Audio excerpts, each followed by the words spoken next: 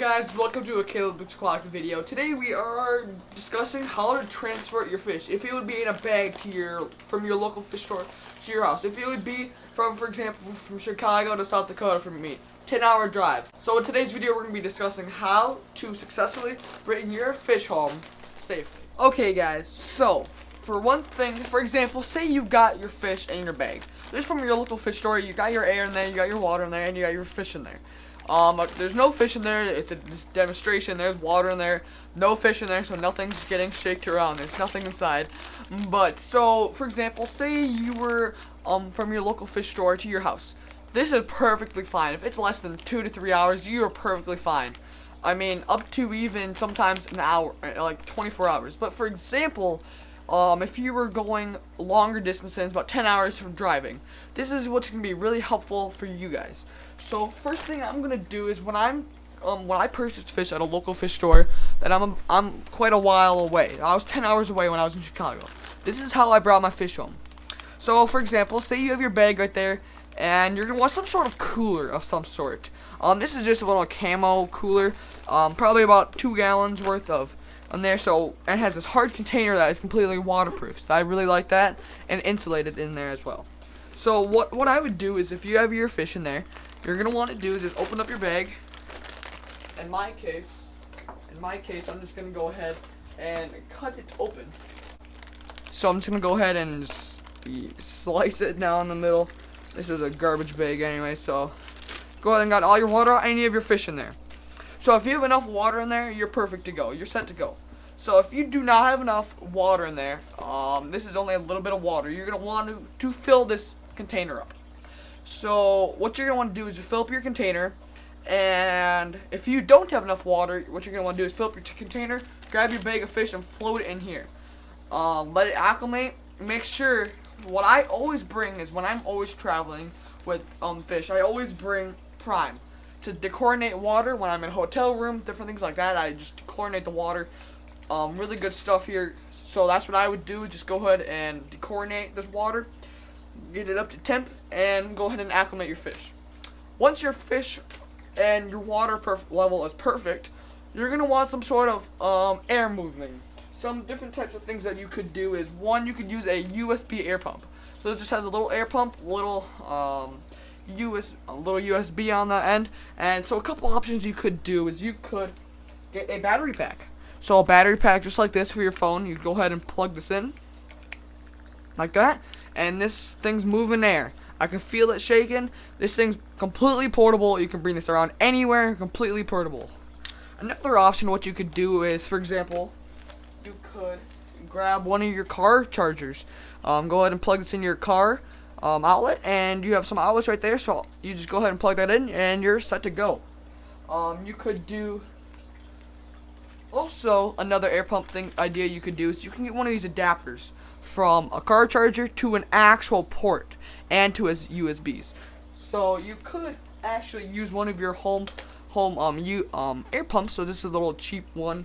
You just go ahead and plug this in just like that, and then you plug this in your car, and then you have a bigger air pump to run that. So on to the second part of how are we going to get the air into here. We're going to be using airline, and we're going to be using a little air bubbler, air stone. So what I'm going to do is I kind of DIY'd this. I really like this. What I did is I just go ahead and I grabbed a intake sponge. So just a little intake sponge.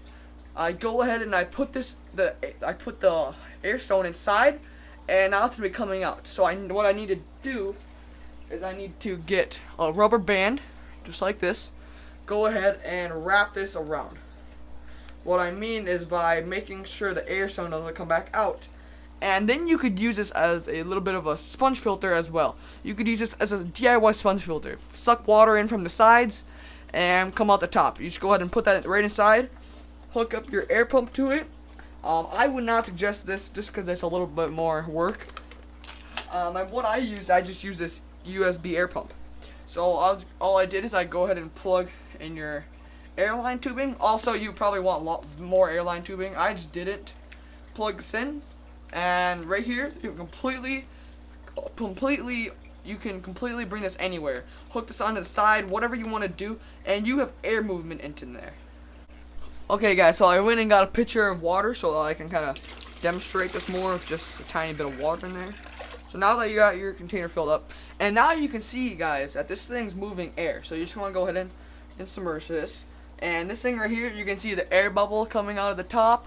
This sucker's moving air, and you can use this a little bit as a DIY sponge filter. Go ahead and put that in there. Also, you could do a real sponge filter on that topic. If you missed last video's sponge filter giveaway from a Korean co-op right there, guys. If you guys want to win this, go watch my last video in the iCard above. Check that out. But you could also use sponge filters there as well. You would probably need a smaller one just because that's gonna be a lot easier. But I just use this with DIY, simple to use. This thing's moving air. You kind of clean up some of your fish poop in there as well. Okay guys, so the second part of what we're going to want to do is cover how are we going to make sure this is warm inside. You don't let the water get too cold or too hot. So what we did, me personally, I just used these little heat packs. You can use these, that's what I used, and what I did is I have this little top hatch. It has a little opening on the side so you can stick stuff in there without it getting in there. It has this little mesh so I could stick this air pack in it and it's not going to fall in the water. That was really nice about that. It's not going to fall in the water. You heat this up. It's going to be warm enough to your water. You're going to warm up your water. The thing you could use is a little heater. This heater would not work for me because since this is only about a gallon of water, this is a 50 watt heater. This is too big. You're going to want something smaller like a 20 watt, if a 10 watt, if you can get those. Those are a lot easier. You could use this as well, but you notice how it's plugged. You can get an adapter from your car outlet to a actual outlet. So you could plug this heater in, just like this. Plug that in, and you got a heater in there as well. So that's one great thing.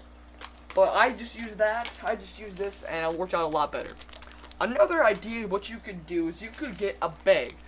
A Ziploc bag or whatever, heat this up with really warm water, get about halfway full, and just let it sit in the water until eventually heat up the water inside. Kind of like acclimating fish. You could do that. That's going to work out great too. But that's going to work out as well too. Also, I forgot to say that you could also plug this USB pump into a outlet as well. You can use one of these like your phone charger and plug it into an outlet as well. Okay guys, a couple other things I always bring is bags. These bags are so handy because if you're moving the fish out, you always want extra bags in case your cooler gets a leak. Any sort of things like that. These are always nice to have as well. Okay, so another thing I do is I bring one of these heat guns. It has a little laser on there. You can see it moving around. And I use this to get the temperature of the water. You go like this, get the temp, and you always want to make sure your temperature is well. You can always check your temp of your water, make sure it's good, make sure it's not too low, not too hot. And perfect for the type of fish you have in your cooler. A couple of the things that I always bring is Prime, just in case I need to do a water change on this. Another thing I bring is pH testers. This is like a little easy one. You just go ahead and grab one of these little sticks and you just go ahead and plop it in the water. And you're going to test your pH, your alkalinity, your pH, your general hardness, your carbon hardness, nitrate, and pH. So that's great to use. Also some salt, a Korean salt. I just use this one by API. It's a huge bottle. You don't need one this big. They make smaller ones too, but something like this salt, in case your fish are getting stressed out, this is always a great thing to bring. Okay guys, so another idea for heating up your water is you could just keep your warm hot. I mean, you keep your car warm. So you could do that. That's always great to do as well. You can just keep it up and your water should be enough temperature to make sure your water is not too low or not too warm. That's one other thing you could do. What I exactly did is I had my Brucello's albino plecos and I had them in here. I used this little USB air pump, constant air in there. I heat up the car. I didn't even use a heater. I heated up the car. When we went to the hotel, we brought this in there, put it in the hotel, set this up, and that's all we did. In the morning, I got a bag, put the hot water in there, let it float, and that's exactly what I did for a 10-hour trip. I did not do anything extra. That's always nice. What's nice about this cooler is you could put all your kind of other knick-knack stuff in there as well. It's not going to hurt anything. It's all completely sealed.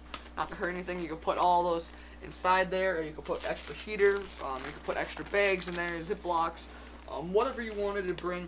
So that's always great. Hey guys, thank you guys so much for watching today's video. This was kind of more of a beginner guide, so if you guys were more advanced in this, it just kind of hopefully refresh your memory. Also, don't forget to check out my dollar store video, link in iCard if you missed my giveaway from the sponge filter, guys, also in the iCard, guys.